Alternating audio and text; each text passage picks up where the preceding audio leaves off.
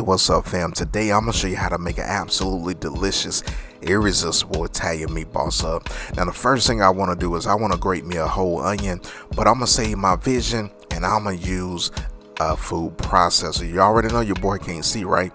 Now I got some 80/20 ground beef along with that Italian sausage. I want to get everything mixed in before I start adding in my seasoning.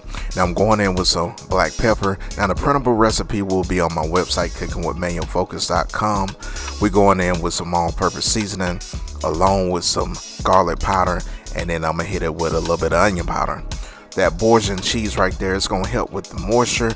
We're gonna add in our onions and parsley and a little bit of minced garlic.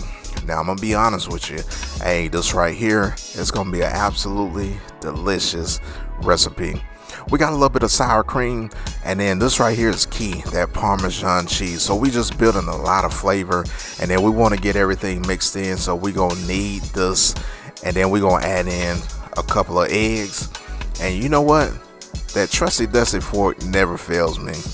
Hey, now it's time to build moisture, so we got some Italian breadcrumbs, and then we're gonna get this mixed in, and we'll add a little bit in at a time. And then as you can see right here, when that gets to the consistency as you see on the screen, hey, we ready to go. Now I got me an ice cream scooper. I'm gonna fill this about 3/4 away, which is about 1.5 ounces. You see that perfect meatball, those look absolutely gorgeous. So we gotta go, and we gotta go to our skillet. So we're gonna go in with a little bit of oil, and then we're gonna brown these on each side. Now this isn't gonna cook it all the way through.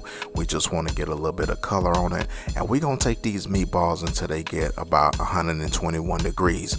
Now get your favorite marinara sauce, and you want to smother these meatballs in that. And I'm gonna tell you, man, this is absolutely delicious. Save just a little bit so you can put it on the top, and then spoon some over if you need.